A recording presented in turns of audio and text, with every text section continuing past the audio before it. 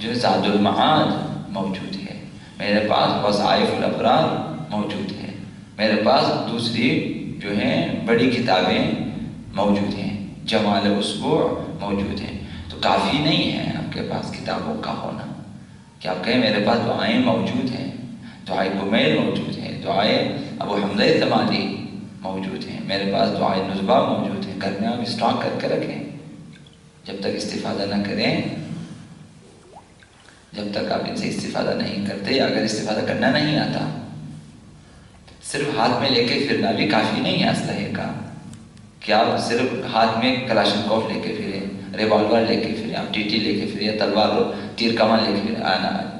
بوقت ضرورت اگر آپ تیر اندازی نہیں کر سکتے، جب بوقت ضرورت آپ تلوار بازی، شمشیر بازی کی مہارت نہیں دکھا سکتے، آپ جو ہیں نیزے سے استفادہ نہیں کر سکتے، اسی طرح ٹی ٹی ریوالور سے استفادہ نہیں کر سکتے، تو فائدہ کیا ہے کہ آپ ہاتھ میں اٹھا کے پھرتے دن بھر؟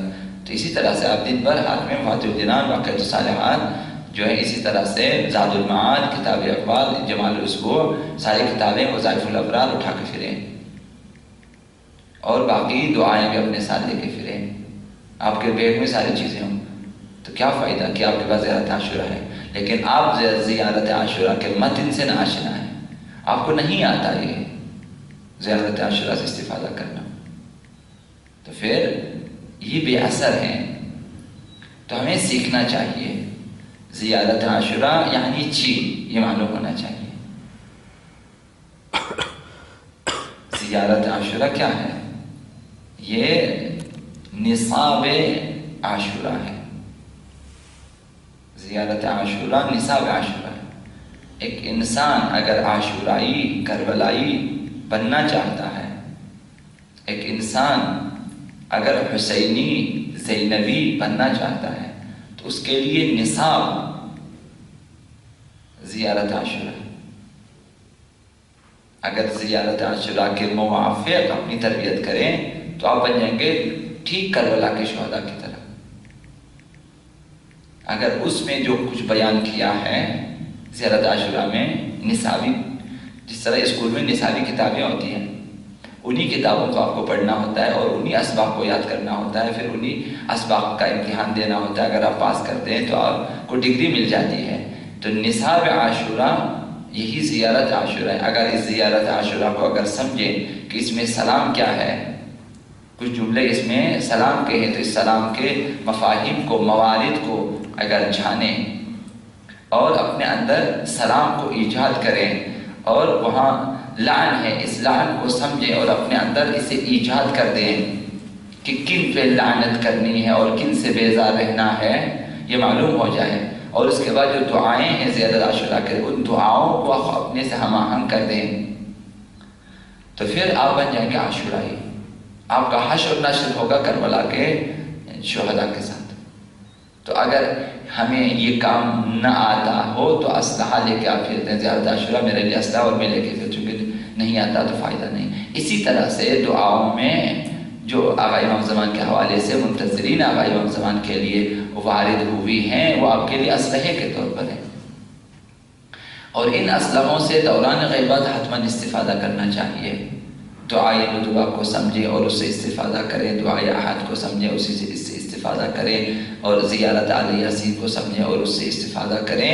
اسی طرح باقی آقا امام زمان کی زیارتوں سے دعائے سلامتی آقا امام زمان اور جو ہیں باقی اعمال، یہ اسلحے کے طور، تو انہیں سمجھنا ضروری ہے، سمجھنا اور پھر عملی طور پر ان سے استفادہ کرنا ضروری ہے۔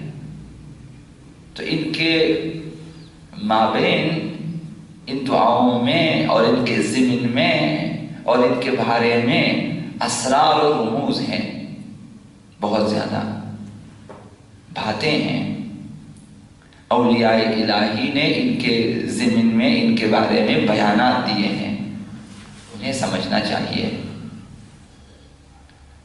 تو لہٰذا ایک منتظر آقا امام زمان علیہ السلام کے پاس جو ہے دوران غیبت، دوران انتظار جو وظیفہ ہے، وظیفہ دعا ہے، وہ بھی بعنوان اسلحہ، کہ یہ میرا اسلحہ ہے۔ تو اولاً آپ کو باور کرنا چاہیے کہ یہی میرا اسلحہ ہے۔ آپ خود کچھ بھی نہیں، آپ کا علم کچھ بھی نہیں، آپ کی تدبیریں کچھ بھی نہیں، آپ کچھ بھی نہیں کر سکتے، آپ کی کوئی گارنٹی نہیں ہے کہ آپ گمراہ نہیں ہوں گے۔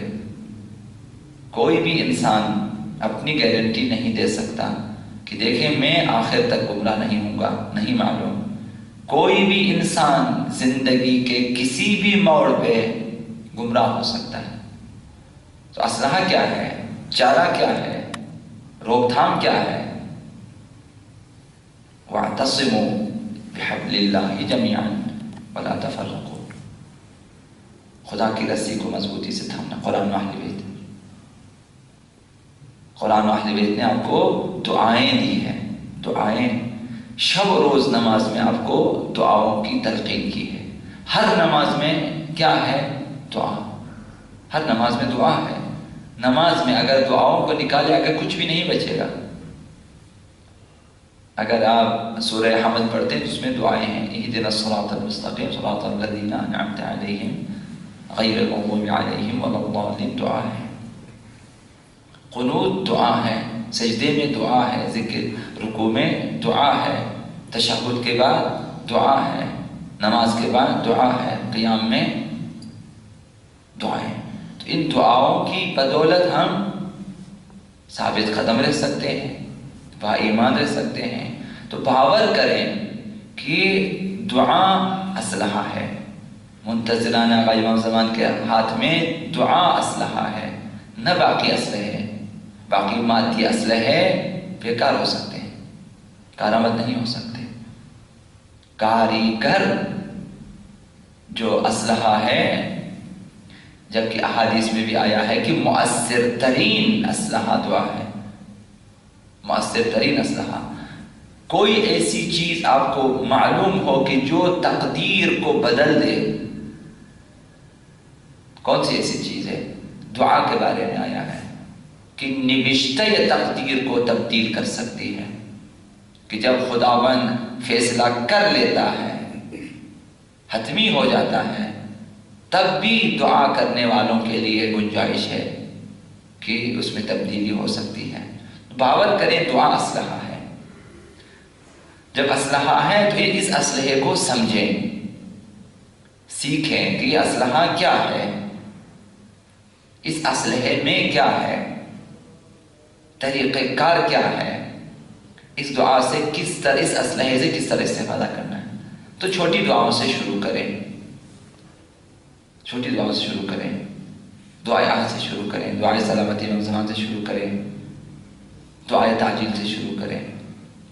تو دعا حتماً ہونی چاہیے اور دعاؤں کو سمجھنا چاہیے۔ ایک منتظر آقا امام زمان جو ہے وہ دعا کرتا ہے، ہر صبح ہمیں اسلحے سے استفادہ کرنے کا حکم ہے۔ دعائے عہد ہر صبح دعا کریں، فاخرجنی من قبری۔ کل عرض کیا کہ ایک منتظر یہ سوچتا ہے کہ میری عمر مختصر ہے، عمر کا پیمانہ کسی بھی وقت لبریز ہو سکتا ہے، اور جب تک امتیں اور ملتیں رشد عقلی حاصل کریں اس وقت تک ممکن ہے کہ میری عمر کا پیمانہ لبریز ہو جائے، فرشتہ مرگ میرے پاس آ جائے اور میری روح کو اس قفس عنصری سے نکالیں اور مجھے اپنے ساتھ لے جائیں۔ اب میں جاؤں گا عالم ارواح میں، اب میں اس دنیا میں عام دوسرے انسانوں کی طرح نہیں، اب اس مادی زندگی سے میں آزاد ہو جاؤں گا، میں یہاں سے نکل جاؤں گا۔ اب میں نے ایک عمر ظہور آقا امام زمان کے لیے، دیدار آقا امام زمان کے لیے، نصرت مولا امام زمان کے لیے، حمایت آقا امام زمان کے لیے، ان کے ہم رکاب ہونے کے لیے میں نے آرزو کی ہے، میں نے تمنا کی ہے۔ اب میری تمناؤں کا کیا ہوگا؟ میری آرزوئیں میں اپنے ساتھ قبر میں لے جاؤں، میں کیا کروں؟ تو یہاں یہ دعا اسلحہ ہے، یہ وہ کارساز اسلحہ ہے کہ دعا کریں کہ جب بھی ظہور ہوگا، جب امتیں ملتیں رشد عقلی پیدا کریں اور رشد فکری پیدا کریں اور آمادہ ہو جائے اور خداوند اذن ظہور دیں مولا امام زمان کو کہ اس وقت آ جائیں، تو دعا کریں فاخرجنی من قبری، پروردگارا مجھے میرے قبر سے اٹھانا ضرور۔ مجھے لے آنا تاکہ میری بھی آرزو پوری ہو جائے، میری بھی آرزو پوری ہو جائے۔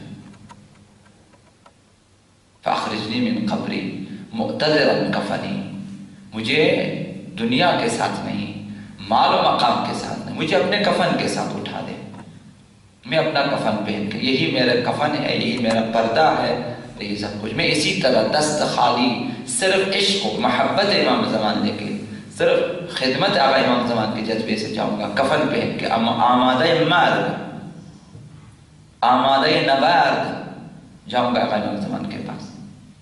فاخرجنی من قبری مقتدرا کفنی شاہرا سیفی، میرے ہاتھ میں تلوار ہو، تلوار وہ بھی بے نیام، مجردا قناتی، میرے ہاتھ میں نیزے ہوں، نیزے بھی ایسے تان کے، آمادہ دفاع از حریم مہدویت، ملبیا دعوت الداعی، میری زبان پہ لبیک، لبیک یا مہدی، میری زبان پہ یہ،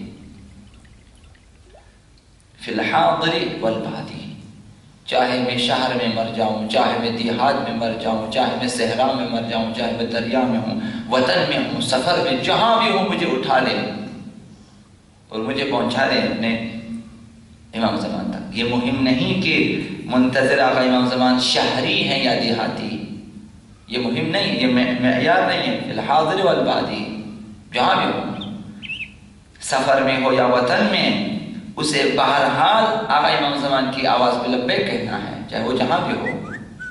ایسا نہیں ہے کہ صرف شہریوں کے لیے یہ سہولت ہے، نا، سب کے لیے، فی الحاضر والبادی، صحرا و دریا، سفر و حضر،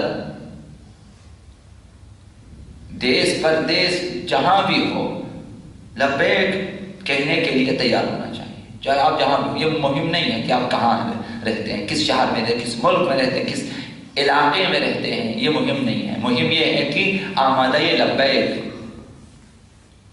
منتظر وہ نہیں ہو سکتا جو طول تاریخ میں انبیاء و ائمہ کے ساتھ ان کے ماننے والوں نے کیا، کہ جب بھی ضرورت پڑی ائمہ نے، انبیاء نے انہیں پکارا، مگر وہ بہانے ڈھونڈتے رہے۔ منتظر ایسا شخص نہیں ہو سکتا۔